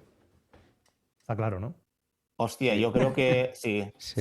Está claro. Tú, yo creo que has pasado el primer filtro ya. Perfecto, el primer filtro que es importante le tengo. Tochas de oro, sí, tochas de oro. Muchas gracias, Aleix. Gracias, chicos. A ti, que lo habéis hecho muy bien. Gracias, Aleix. Tanto en la KPP como en el podcast. Así que nada, seguid dándole duro y nos vemos, nos escuchamos y a ver si nos vemos en la bicicleta, tío. Muchas gracias, cuidaros mucho. Venga, un Aleix, abrazo fuerte. nos vemos en Andorra. Adiós. Chao, Aleix. Chao. Chao. Pues nada, tenemos ya Andorra y tenemos 4Island. Yo quiero ir a Suiza, pero bueno, yo donde me digáis. Voy a hacer una cosa. Sí. Pero ¿por qué eres tan bien queda? ¿Por? Sí, porque tú no vas a ir donde te digamos, tú vas a ir donde te apetezca. ¿Qué va? Si ya hacéis No, conmigo lo que ya, sea. luego huevo. empiezas como un niño pequeño ahí a gruñir. Hacéis lo Mira, que eso es lo que va a pasar. Y es que hacéis 4Island conmigo. va a ser lo último donde se va a ir, ¿sabes? Mira, Sí, ¿tú ya crees? se han furruñado. Hombre, eso está claro. ¿Pero por qué? Cuéntanos por qué tú crees que esto va a ser así. No, porque es así. O sea, mira, esto es fácil. Andorra es como que está muy accesible, ¿vale? Porque al final es bastante fácil para todo en general. Coges el coche, vas para allá y listo. Está bastante bien. 4Island, yo para mí reúne muchísimas cosas. Es algo intermedio, como ha dicho Aleix, para el estado de forma, la preparación y eso. Creo que es más accesible que otras. Va a ser muy disfrutada y para mi gusto reúne mucho como experiencia, más que otras carreras, y a mí eso me suma mucho. Lo que pasa que Suiza es como el eventazo del año, ¿vale? Es, digamos, que habría que estar trabajando para ello durante todo el año, Unas montañas, etcétera, etcétera. Es decir, es como ir a la Cape Epic. No es algo que digas, venga, pues fácil aquí y ya está, ¿no? Tiene una preparación. Entonces es como que eso siempre tiramos por norma A lo general, a lo difícil. épico, a lo más complicado, a lo más tal, va, a lo loco, ¿sabes? Cuando no tengo tiempo ni de ponerme una zapatilla un día, ¿sabes? Que salgo descalzo de casa, pero nos enredamos y vamos al eventazo del año, que es verdad, o sea, que a mí me parecería la hostia Swiss Epic. Pero al final eso significa hipotecar otras muchas cosas, ¿sabes? Entonces, Vamos a las 3 y ya está. ir a Swiss Epic, pues Estaría guay, hipotecaría otras cosas. Entonces, a mí me parece bien ir a las 3. En su defecto, pues prefiero ir a Andorra y a For Island, porque Swiss Epic pues hipoteca muchas cosas durante todo el año. Bueno, yo en el 27, de verdad, que tengo muchas ganas de hacer las que sean. Voy a hacer una cosa, ¿vale? Todos los que estéis ahora mismo escuchando el podcast, sacad por favor el móvil, ¿vale? Ponedlo cerca de lo que estéis escuchando. Oye, Siri, pon una alarma dentro de 30 minutos. ¿Vale? Ahora dentro de 30 minutos tenéis todos la alarma puesta. Tenemos 30 minutos, chicos, para finalizar el podcast. Hay que hablar de las noticias, porque lo que ha pasado esta semana hay que contarlo. Voy a intentar ser lo más breve posible. Y hay que hablar de lo de los aviones. O sea, que como tú quieras, Joti.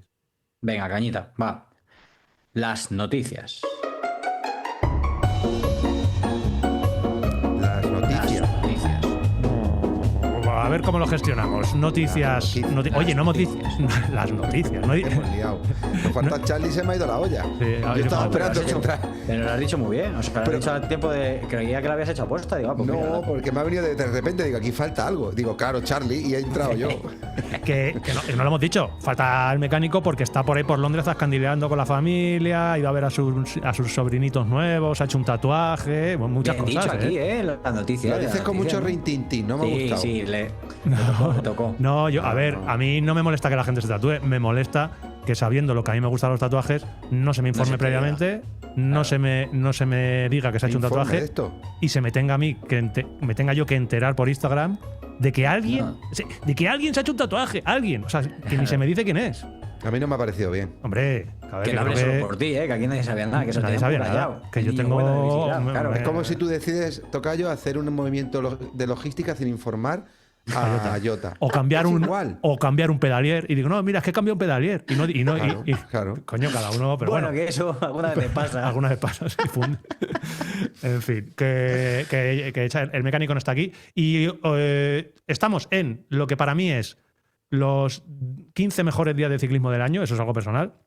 Me flipa muy fuerte porque es cuando la semana previa a la Vuelta a Flandes, al Tour de Flandes, a Ronde van Vlaanderen, empiezan todas las carreras E3 a través de Flandes, que han sido impresionantes. No voy a hablar de ellas porque si no, no tendríamos. Pero hay mucho de lo que hablar, de ese Van Aert, de ese Ghana, que ha sido espectacular lo que nos han ofrecido. Este fin de semana pasado ha tenido lugar ese Tour de Flandes y este fin de semana que viene es París-Roubaix.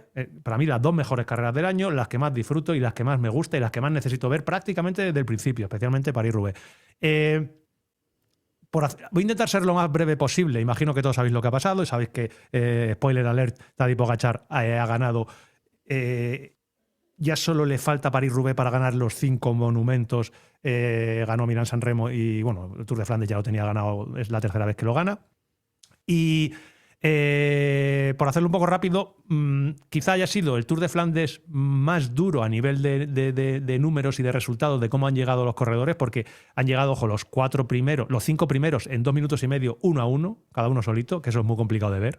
En una carrera en la que lleguen tan solos, los últimos Flandes siempre llegaban 2 o 3 al sprint. El décimo ha llegado a 5 minutos y medio, todos de 1 en 1. Solo ha habido un par de corredores que han llegado juntos.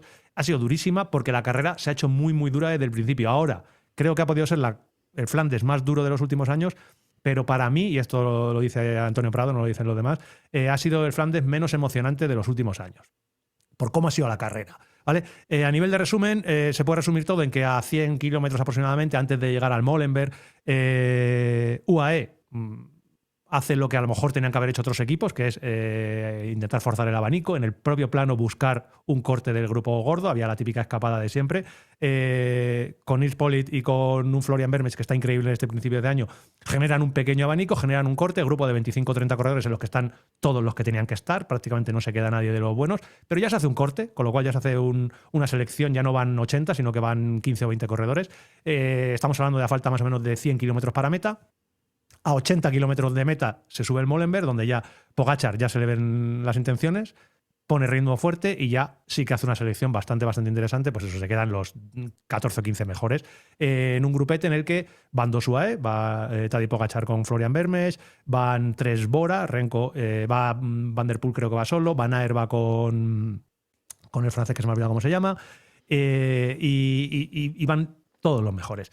Ahí empiezan a pasar cosas que yo empiezo a ver, digo, todos están corriendo mal. Yo dentro de mi carrera, de ese director deportivo que hay dentro de mí, digo, ¿por qué Pogačar está tirando tanto? O sea, faltaban 80 kilómetros y Pogačar era el que más daba la cara, el que más relevos daba, cuando todo parecía pensar que Pogačar no necesitaba de relevo. Dime, Jotis. Eso te iba a decir, perdón que te corte, pero es que Pogačar pues, al final puede hacer lo que Sí, que puede hacer lo que quiera. Perdón. No, es que básicamente eso, porque yo digo, ¿pero para qué tiene que estar tirando ahora? Bueno, Pogačar comió mucho viento, o sea, de cara desde kilómetro 80.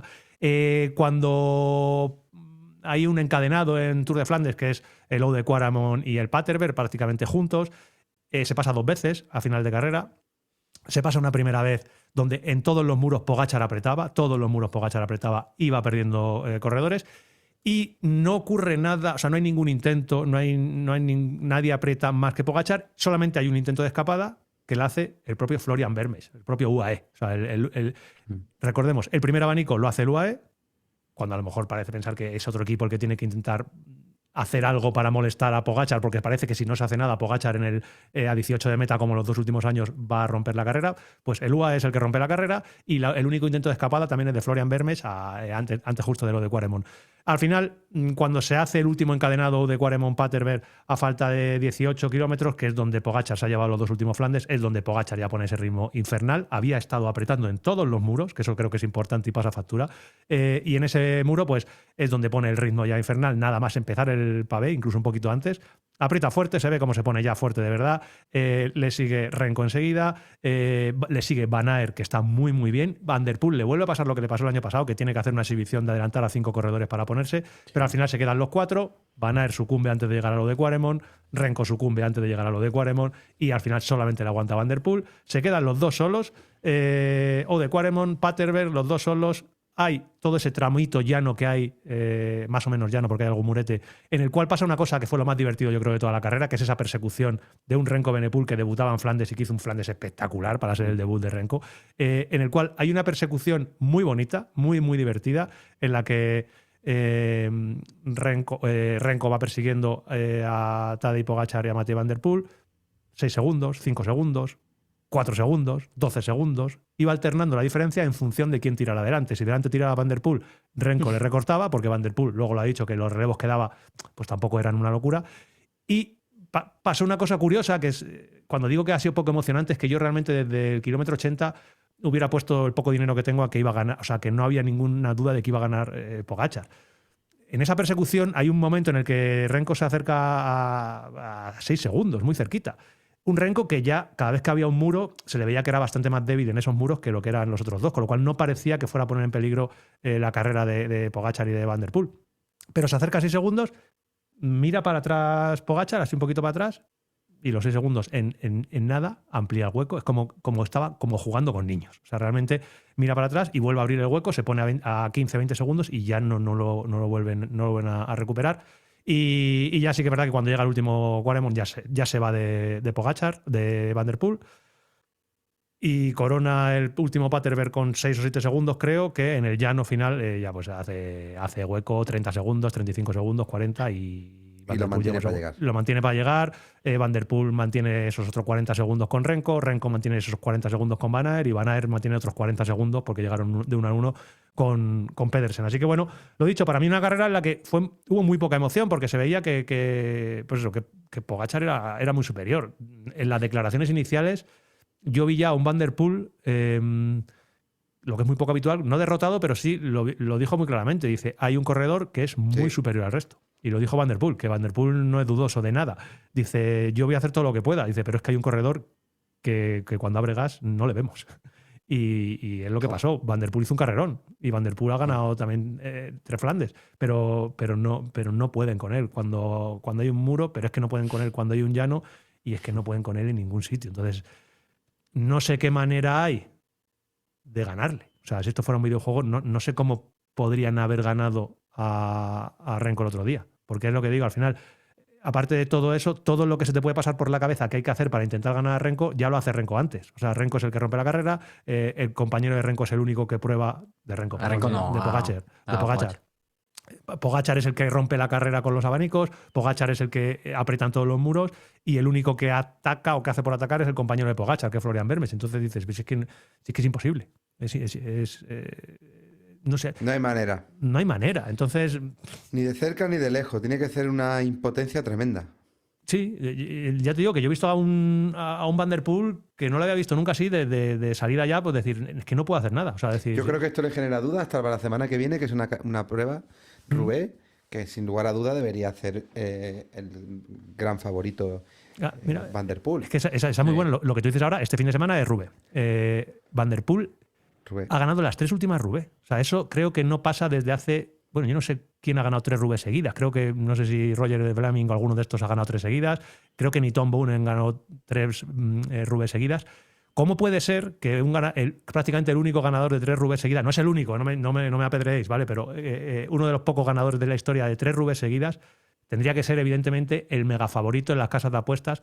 ¿Cómo puede ser que estoy seguro que si tú vas ahora a cualquier casa de apuestas, no es el favorito, Mathieu Van der Poel, en ganar Roubaix? Porque lo que se ve día tras día es que da igual, las exhibiciones que está dando desde hace ya muchos años, pero este año, o sea, cada año va a más. Lo de Milán-San Remo no lo hemos hablado mucho, pero lo que hace Milán-San Remo es una locura tan salvaje que es caerse antes de la Cipressa, no poder hacer la estrategia que tenían pensado en la Cipressa, enganchar al grupo él solo desde mitad de Cipressa y acabar ganando San Remo, que parecía que era imposible que ganara San Remo con un Van der Poel en forma. Acaba consiguiéndolo. Ayer en Flandes realmente es como si estuviera corriendo con corredores de otra categoría. Hay demasiada diferencia. Y ahora llega París-Roubaix, que sí que es cierto, que se dice que París-Roubaix es la carrera más impredecible, porque hay muchas averías, porque si llueve, si no llueve, los pinchazos, las caídas, realmente es como que se abre más el abanico de posibilidades. Pero es que si nos ceñimos un poco a los datos, es raro que no gane el favorito. O sea, sí que es cierto que se dan Colbrelis por ahí, pero lo normal es que los últimos 3 pues los ha ganado Van der Poel, que es el favorito. Entonces, bueno, sí es una carrera abierta, pero al final los favoritos acaban ganando. Y en el llano, el otro día Tadej Pogačar pues le acaba abriendo hueco a Van der Poel en el llano. Y el año pasado, si no se sale en la curva esa derecha en Roubaix, pues yo no sé lo que hubiera pasado. Yo no sé si hubiera ganado Van der Poel. Entonces, bueno, estamos en un momento en el que es complicado ya, es muy divertido verlo, pero que se empieza a perder la emoción, macho. Porque es en todos los sitios. O sea, Sí. Una vez esté presente, es en todos los sitios. Yo no sé ya el resto de corredores cómo lo ven. Y bueno, esto da para y desde enero, mil y desde debates. enero a diciembre. Sí, sí, yo no lo había visto en la vida, ¿eh? O sea, yo llevo viendo, pues como los que estamos aquí, pues el tocayo igual o más que yo. Yo en el 90 ponía pósters de Indurain y de todos los corredores en casa porque cuando llegaba el Tour lo veía todo, jugaba a aprenderme los nombres de los corredores con mis amigos y yo no recuerdo una superioridad así en todos los terrenos durante todo el año de ningún corredor. O sea, ni Lance Armstrong en su momento cumbre, ni nada. Entonces, bueno, pues ahí lo tenemos. Dicho esto, llegará Roubaix y no ganará, pero bueno, es exagerado. Es Creo que hablemos poco, tocayo, que nos va a salvajada. encender la alarma. Venga, eso por un lado, vale, Roubaix lo hemos hablado. De manera muy rápida, están corriendo en Itzulia y aquí viene otro monstruito, ¿vale? Os lo digo, de manera muy rápida. Una Itzulia con un plantel increíble, ¿vale? Antes, entre Flandes y Roubaix, un plantel en el que tenemos a un montón de gente. Está Ayuso, Del Toro, Primo Roglic, Paul Seixas, Udebroich, Florian Lipovic, Esquelmos, bueno, un montón de corredores espectaculares en Itzulia. Primera etapa, Paul Seixas, que está siendo, ya el año pasado hizo un temporada increíble, está siendo la gran revelación, si se puede llamar así, de esta inicio de temporada. Ya le mete un minuto a Del Toro en la crono, le mete un minuto a Ayuso en la crono, y sin saber lo que va a pasar, aquí yo vuelvo a jugar a predicciones imposibles, y esto le voy a maldecir. Creo que va a arrasar en Itzulia, creo que va a ganar la Itzulia con ese pedazo de plantel que hay, Paul Seixas de una manera con exhibiciones, incluso más debería decir, y creo que se va a empezar a generar un debate bastante importante relacionándolo con Pogačar de si tendría que ir al Tour Paul Seixas, ¿vale? Porque Paul Seixas, el equipo, el Decathlon, ya ha dicho que no va a ir al Tour, pero claro, está mostrando un nivel tan alto en Strade Bianche muestra un nivel espectacular, en Itzulia yo creo que lo va a mostrar, y sí que es verdad que tiene 19 años, pero parece que a día de hoy, junto con Vingegaard, es el único que puede, no sé si... ¿Cuántos tiene? 19 años, es que es una locura. Con 19 años, o sea, es salvaje absolutamente.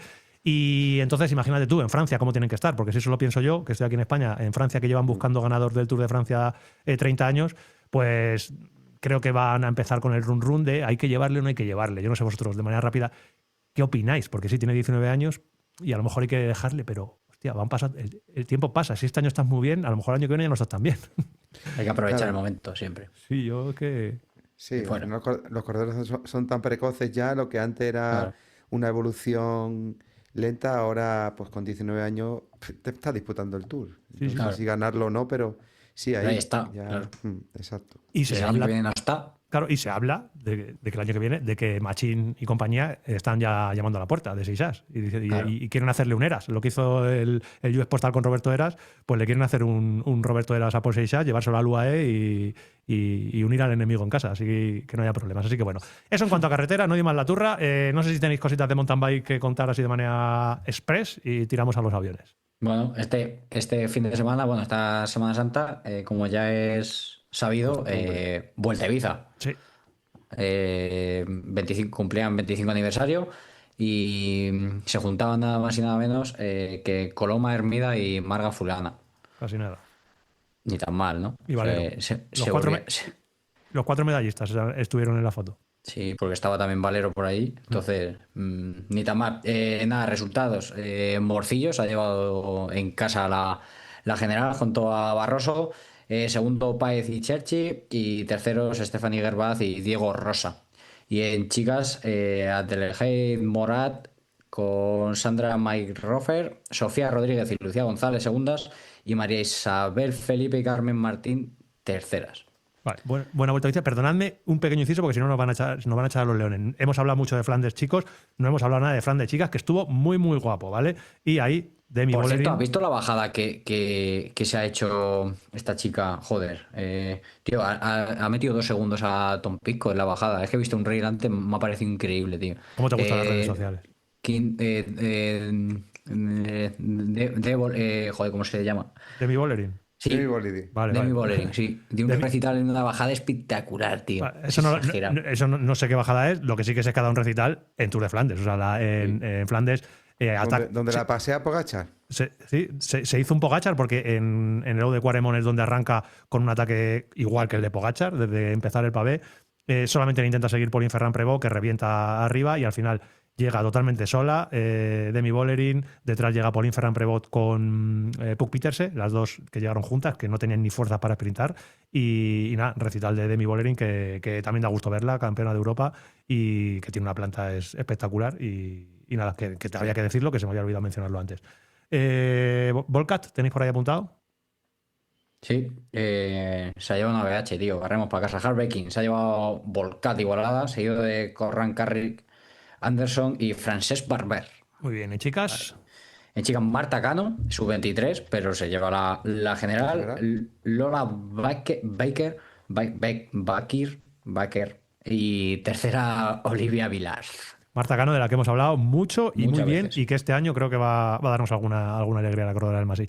Que nada más, noticias muy rápidas. Foro Mountain Bike está vivo, ¿vale? Hablamos de que estaba muerto la semana pasada, pues justo fue a acabar el podcast y ha revivido, ¿vale? Parece que se mantiene. Y nada, algunas noticias ahí que teníamos apuntadas un poco tristes, pero que no las vamos ni a comentar porque no tenemos mucho tiempo y no queremos meternos en mucho berenjenal. ¿Se sabe el fondo inversor que ha comprado Forum TV? No, pues mira, fue curioso porque fue a acabar el podcast y esa misma tarde, cuando lo grabamos, cambiaron el anuncio de... Había un anuncio que ya lo leí la semana pasada de que se moría el foro y fue a acabar el podcast y cambiar lo que os dije de broma. Joder, el poder que tiene el podcast de Bicilab. Y todavía no había salido Las métricas. las métricas. Que nada, le damos, chicos. Se damos. Las charlietas. Las charletas. Las charletas. Joder, qué sincronización, tú. A ver, charletas. Ya lo he comentado un poquito al principio. Hago un mini resumen rápido y casi que voy a ceder la palabra al tocayo para que nos cuente un poco cómo hace él. Básicamente, nos habéis preguntado después de los vídeos de Cape Epic, sobre todo, habéis visto todos que teníamos líos con las cajas de las bicis y llevábamos cajas de bicis, esas cajas de BH grandes que llevábamos ahí con los nombres que había puesto Jota, de Antun el máquina, Jota, Charlie el mecánico, tal. Entonces, a raíz de eso nos habéis escrito mucho de, oye, pero ¿por qué lleváis cajas de bicis en vez de llevar maletas rígidas? ¿O por qué lleváis cajas de bicis en vez de llevar una maleta suave de estas? Tenemos nuestros motivos, ahora vamos a contar un poquito cada uno qué piensa de ello y un poco la experiencia que hemos tenido a lo largo de nuestra vida. Por resumir muy rápido, básicamente, que me vengan a mí en mente, hay 4 maneras de llevar las bicis. Caja de cartón, la típica caja donde se vienen las bicicletas a las tiendas, ¿vale? Y luego bolsas específicas de ciclismo, ¿vale? Que son, por ejemplo, las que llaman soft boxes, que son las textiles, que es una caja de bicicleta textil, como yo tuve una de marca Thule, si no recuerdo mal, que son más o menos avanzadas, las hacen más o menos chulas. Luego las que también habréis visto 1000 millones de veces, que son las hard boxes, que son las que son como de PVC, que son de plástico duro, ¿vale? Que son maletas, pero con forma de bici más o menos, para que las lleváis ahí. Y luego nosotros hemos visto una especie de mezcla, que son esas cajas que son como de una especie de fibra de vidrio, que son cajas parecidas a las de cartón, pero que no son de cartón. Polipropileno. Pues de eso, de polipropileno, ¿no? Que tienen muy buena pinta. Yo no las había visto nunca, me han llamado la atención y quiero seguirles la pista porque, para que os hagáis una idea, son como una caja de cartón, la misma tipología que tiene una caja de cartón, pero no es cartón, es como un plastiquillo, ¿no? Entonces, bueno, tiene sus ventajas. Parece que reúne todas las ventajas de la caja de cartón y las ventajas de las estas de bicicleta. ¿Por qué llevamos normalmente cajas de cartón? ¿O qué llevamos? Tocayo, te paso la palabra, dinos qué llevas tú habitualmente o qué has llevado en tu vida y un poco qué te motiva eso. Bueno, voy a intentar hacer un poquito breve dentro de lo que podamos porque hay que acabar, pero mi experiencia me dice, después de muchísimos años y valorar el por qué una y por qué otra y por qué otra, en este caso nosotros decidimos llevar a la Cape cajas de cartón por un simple motivo, porque como íbamos tantos, la idea era poder desmontar las cajas, plegarlas y que ocuparan muy poco espacio durante los días que estamos en la Cape, donde tenemos que mover las bicis de un sitio a otro y tener espacio en la furgoneta para las bicis y con las propias cajas plegadas utilizarlas de protección entre unas y otras. En términos generales, el viajar con una caja de cartón tiene para mí bastantes pros y algunos contras. ¿Cuáles son bastantes pros? Para empezar, yo cuando valoro llevarme una maleta o una caja o decido comprar una maleta u otra, tengo en cuenta 2 cosas. Una, la protección de la bici. En la caja de cartón, como bien ha dicho Antun, es donde vienen las bicis de serie y están muy protegidas.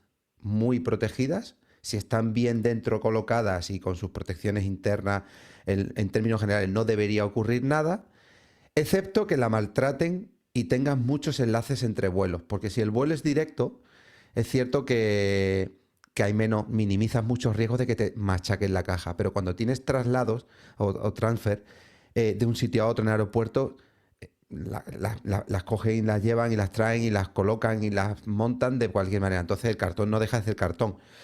Y luego el segundo contra que tiene es que si llueve se mojan y se deshacen. Entonces por un lado tienes que te la maltraten y es cartón y por otro lado que te deshacen. Los pros, pues los pros, como he dicho, por un lado es la protección que tienen en circunstancias normales y la ligereza de la caja. Claro.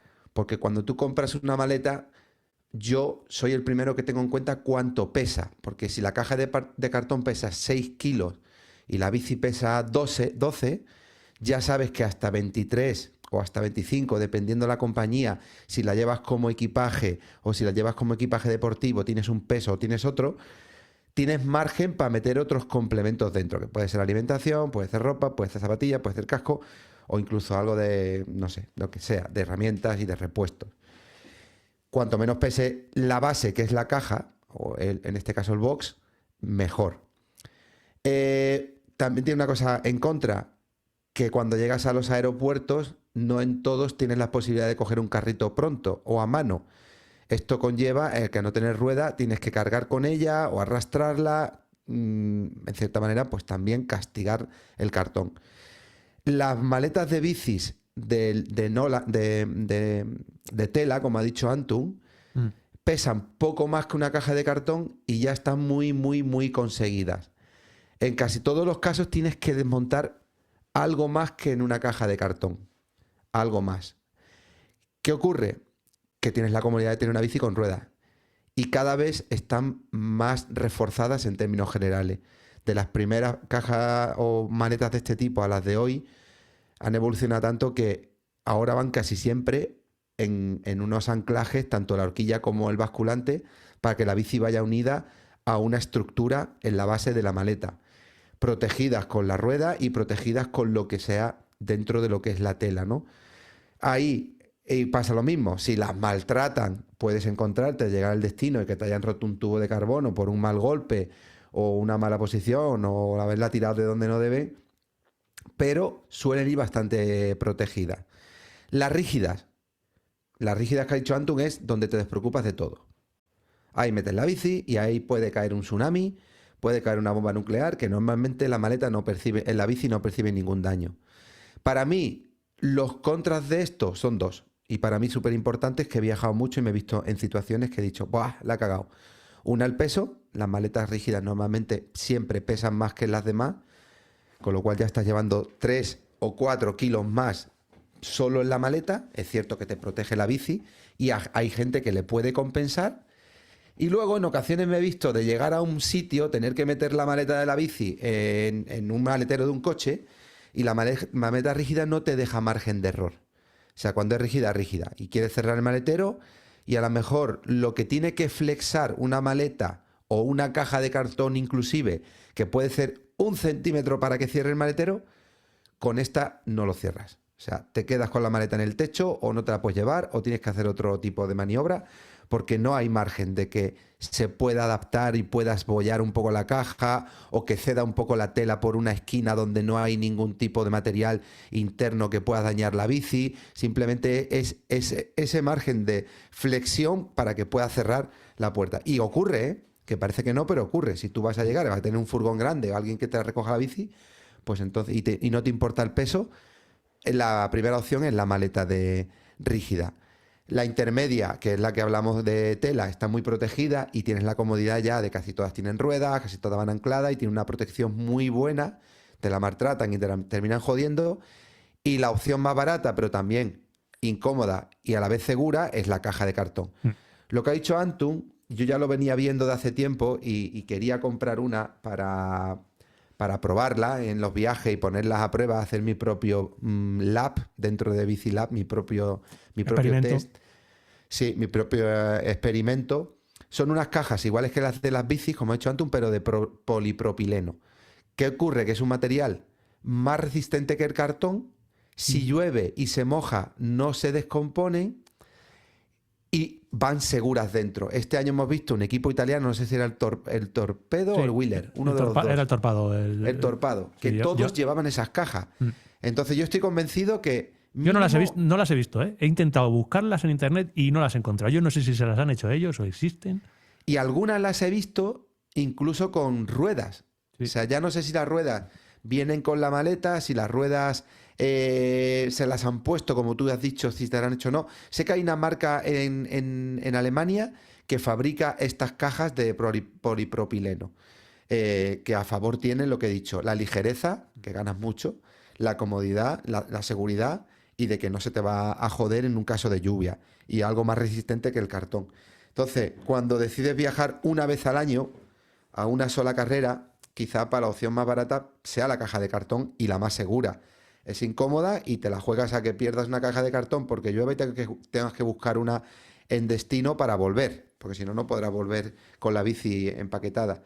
Pero si viajas mucho, evidentemente, donde está una maleta tipo Evoque, vamos a decirlo así, no hay nada, porque consigues una relación peso, protección, comodidad, que no la tienen los demás. Entonces la mayoría de la gente que suele hacer varias carreras al año o cada año hacen una o dos en las que tienen que ir en avión, creo que es la opción más cómoda.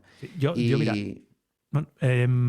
a ver, lo que ha dicho al principio Tocayo es para nuestro proyecto Cape.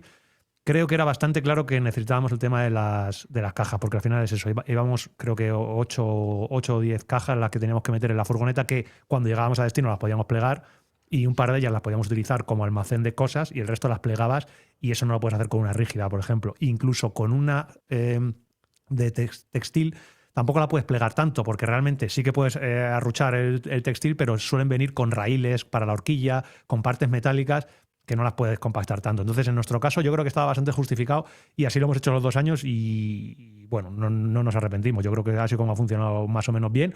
Ya digo, alguna se nos ha roto. Yo recuerdo la de Les Costa, que creo que se abrió por alguna parte y perdió alguna cosilla.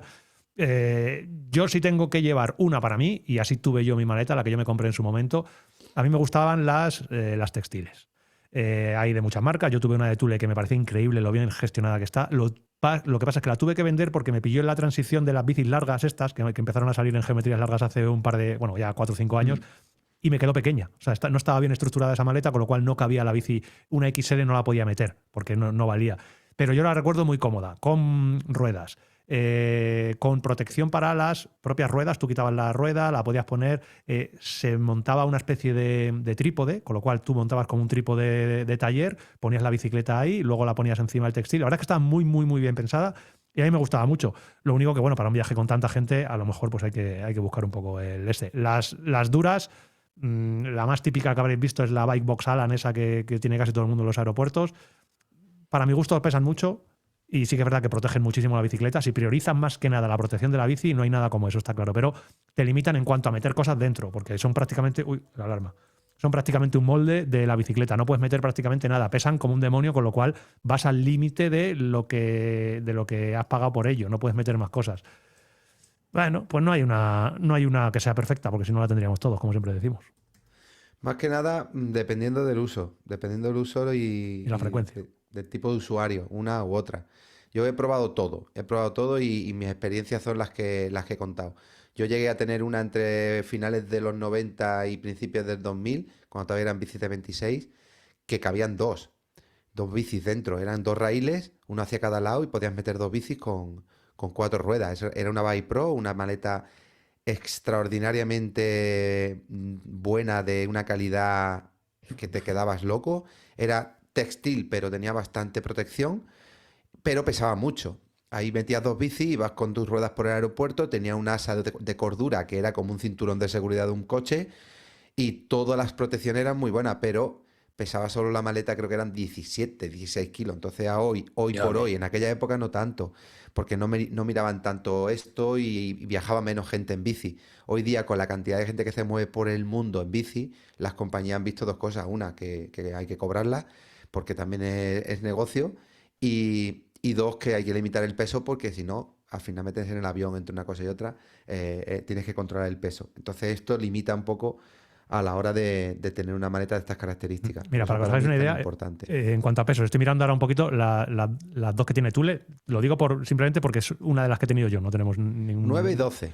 Vale, mira, la de Thule hay 2, una que es textil y otra que es dura, ¿vale? Son muy parecidas, la verdad es que son increíbles porque tienen dentro ese trípode que montas la bicicleta encima para poder montar ruedas y tal. Es espectacular lo bien pensadas que lo tienen. Con ruedas, la textil pesa 14 kilos. 14 kilos, ¿eh? Que una caja de cartón no pesa 14 kilos. Una caja de cartón pesará 3 o 4 kilos, como mucho, 5, claro. No creo que tanto. O sea, 14 kilos la textil y 18 kilos la dura, ¿vale? Nosotros teníamos 23 kilos nosotros creo que teníamos 32, pero lo habitual es tener 23. Sí. Por ejemplo, si vas con Qatar o con tienes 23 kilos. Si la caja te pesa 18, pues ya tienes que ir con buen de carbono ligero, en la bici para que te salgan las cuentas. No. Entonces, o vas con una mountain bike de 6 kilos o tienes que pagar el exceso de equipaje. Entonces, bueno, al final por eso es complicado y por eso nosotros, bueno, pues al final buscamos la manera de poder gestionarlo de la mejor manera posible. Compañeros y compañeras. Ha estado bien, ¿no? Yo ha quedado guapo. Tú que eres bastante crítico. Sí. Del 1 al 10. A ver, yo es que venía acondicionado porque ya he dicho al principio que iba a quedar fresquito, entonces a mí me ha gustado mucho. Todo lo que hemos charlado con Aleix, que yo tenía, cuando me dijiste el otro día que le había dado un toque y que iba a venir, me hizo muchísima ilusión. Tenía muchas ganas de hablar con él desde que estuvimos en Sudáfrica. Cuando ayer, que eso no lo sabe la gente, tuvimos que cancelar la grabación porque yo no podía por la tarde, no sé qué, no sé cuántos, me dio mucha rabia porque digo, ya perdemos la entrevista con Aleix, me cago en la leche. Ya la hemos liado. Ya la hemos liado. Pero bueno, no tenía remedio. Entonces, bueno, las cosas son como son. Y nada, al final, haciendo un poquito de malabares, hemos conseguido tener la entrevista con Aleix. Hemos conseguido contaros un poco nuestras experiencias. Y hasta hemos hablado de ciclismo. Os hemos contado todo lo que ha pasado en el Tour de Flandes. Buah, yo creo que poquito más se puede hacer. Mira, yo voy a hacer una petición, ya que nos están escuchando aquí en la despedida, y es que los comentarios nos dejen qué tipo de caja utiliza la gente cuando viaja y a qué carrera de las Episeries iría. Qué bien, Eres más fino que un coral. Qué bien las. Pana. Ya. No das Bueno. puntas de hilo, macho. Muy bien, muy bien. Chicos, muchas gracias. Pasad muy buena semana y nada, Adiós, decidnos equipo. qué os ha parecido el podcast. Hasta luego, equipo. Aleix, te estimamos molt. Estimemos. Vamos, Pandora. Chao.